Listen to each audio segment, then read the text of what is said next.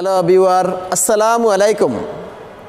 আমার আজকের ভিডিও হচ্ছে আমরা যারা অটো মেকানিক্সের কাজ শিখব, শুধু অটো মেকানিক্স যারা শিখব তারা কিন্তু আমরা মূলত নিজেরাই বুঝি না যে অটো মেকানিক্সের জন্য আমাদের কোন কোন সিস্টেমগুলো মূলত আমরা শিখব এবং জানব। তাই আমি আপনাদের কাছে আজকের যে ভিডিওটা আছে সেই ভিডিওটা একটু তুলে ধরবো যে অটো মেকানিক্সের জন্য কোন কোন সিস্টেমগুলো আমরা মূলত শিখব সেই সম্পর্কে আমরা একটু কথা বলবো এবং সরাসরি আপনাদের দেখাবো। আমাদের এই ধরনের অভিজ্ঞতা কম থাকার কারণেই আজকের ভিডিওটা আমরা এখানে দাঁড় করিয়েছি। সেটা হলো যে এই যে সেজন্য আমরা লিখেছি যে অটো মেকানিক্স কাজে যে সমস্ত সিস্টেমসমূহ আমরা জানবো সেই সিস্টেমসমূহগুলো হচ্ছে, এক নম্বরে প্রথমে আমরা জানি শুধু অটো মেকানিক্স নয়, যে কোনো কাজ করতে গেলেই প্রথমে আমাদেরকে একটা জিনিস মনে রাখতে হবে, সেটা হলো সাবধানতা, অর্থাৎ সেফটি ফার্স্ট বলে একটি কথা আছে, আমরা সবাই জানি। সেজন্য আমরা প্রথমেই সাবধানতা শিখব।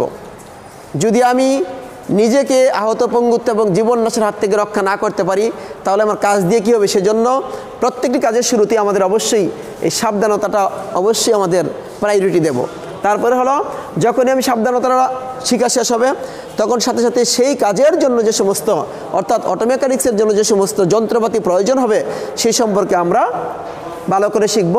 যন্ত্রপাতি, আবার টুলস অ্যান্ড ইকুইপমেন্ট যা আছে সেই সম্পর্কে আমরা ভালোভাবে শিখব। শিখার পরে এইগুলো এবার কাজে লাগাবো। তো কাজে যখন লাগাবো তখন ইঞ্জিনের ভিতরে যখন আমরা এখন চলে আসি, ইঞ্জিনের ভিতরে চলে আসলে প্রথমে আমি দিচ্ছি যে কুলিং সিস্টেম সম্পর্কে আমরা শিখব, কারণ কুলিং সিস্টেমটা একদম সামনাসামনি থাকে।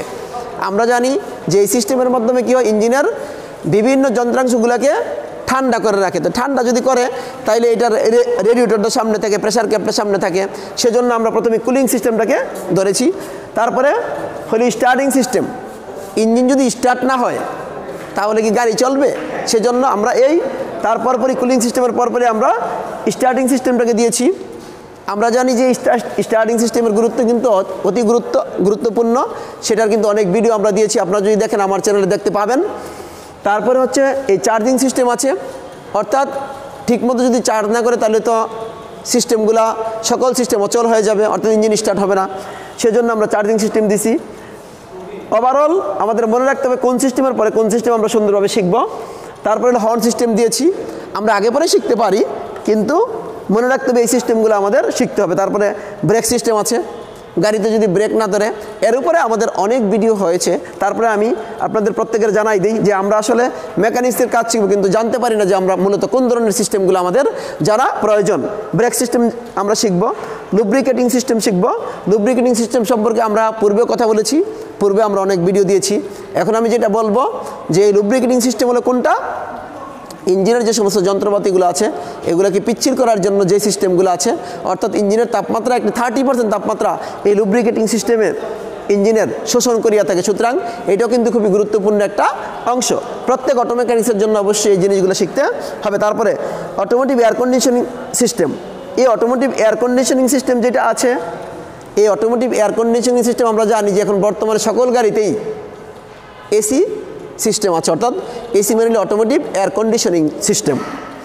তো এইটাও আমাদের এখানে কম্প্রেসর আছে, বিভিন্ন লাইন আছে, এই সম্পর্কে আমাদের ভালো জানতে হবে। অর্থাৎ একজন মেকানিক্স হিসেবে অবশ্যই কম বেশি হলেও এই সিস্টেমটা জানা প্রয়োজন আছে। তারপরে ইঞ্জিন সংযোজন বিয়োজন। আমরা একটা ইঞ্জিনকে গাড়ি থেকে আমরা একটা ইঞ্জিনে কী করে নামাবো, নামানোর পর ইঞ্জিনটাকে খুলবো, বিভিন্ন যন্ত্রপাতিগুলোকে ভালো করে আমরা শিখব। আমার চ্যানেলের ভিতরে সুন্দর করে দেওয়া আছে, 27 মিনিটের একটা ভিডিও দেওয়া আছে, আপনারা দেখলে বুঝতে পারবেন যে এই ইঞ্জিনের যে সংযোজন আছে এবং বিয়োজন এখানে দেওয়া আছে। আমরা একদিন এটাকে সংযোজন করে দেখাবো পরবর্তীতে। এবার আসি ওয়াইপার সিস্টেম। ওয়াইপার সিস্টেম যেটা, সেটা হলো গাড়ির সামনে যে একটা উইন্ডশিল্ড থাকে যেটা দিয়ে বৃষ্টির সময় কী করা হয়, পানি পরিষ্কার করে, সেটা হলো ওয়াইপার সিস্টেম। এই ওয়াইপার সিস্টেমের মাধ্যমে কী করা হয়, পানিটা পরিষ্কার করা হয়। যদি ওয়াইপার মোটর ভালো না থাকে তাইলে কিন্তু বৃষ্টির মধ্যে গাড়ি চালানো যাবে না, এটা আমাদের মাথায় রাখতে হবে। এই জন্য এই সিস্টেমটা আমাদের ভালো করে শেখা উচিত। এবার আসি অটো ইলেকট্রিসিটির ভিতরে একটি অংশ আছে, তার নাম হচ্ছে লাইটিং সিস্টেম। আমরা জানি আমাদের গাড়িতে কিন্তু অনেক প্রকার লাইট থাকে, সেই লাইটিং সম্পর্কে আমি একটু কথা বলি। এগুলো আমাদের জানতে হবে, এগুলো না জেনে কিন্তু আমি নিজেকে একজন মেকানিক হিসেবে দাবি করতে পারি না।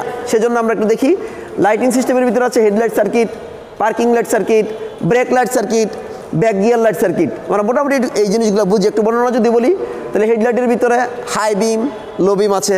হেডলাইটটা কিন্তু মূলত এরকম হয়, একটু দেখি আমরা, দুইটা বিম থাকে, একটা হলে একটা বিম আর একটা হলে একটা বিম।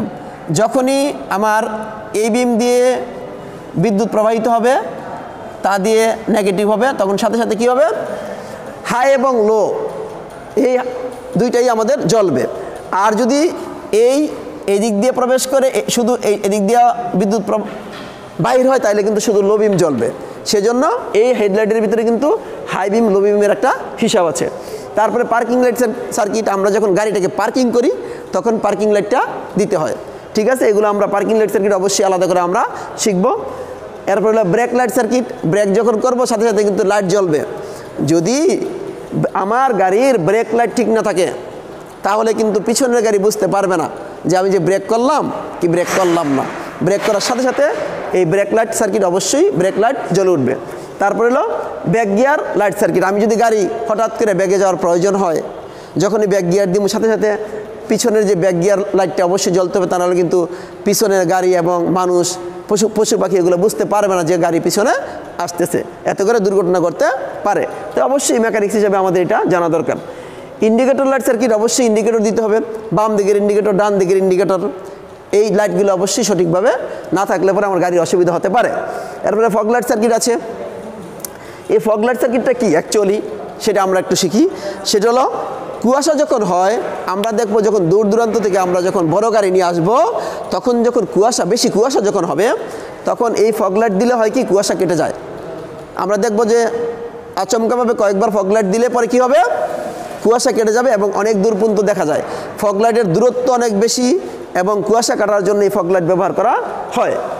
তারপরে হলো রোম লাইট সার্কিট এবং ডোল লাইট সার্কিট। আমরা বুঝি এই রোম লাইট সার্কিট বলতে গেলে গাড়ির ভিতরে আমরা যারা থাকবো সে রুমটাকে আলোকিত করার জন্য রুম লাইট থাকে।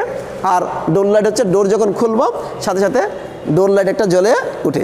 এই অবস্থা আমরা যে একজন মেকানিক হিসেবে অবশ্যই এই সিস্টেমগুলো সম্পর্কে আমাদের ভালো ধারণা থাকা দরকার।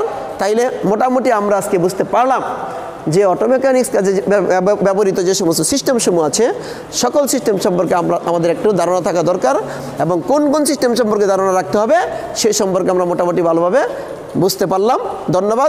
ধন্যবাদ সবাইকে।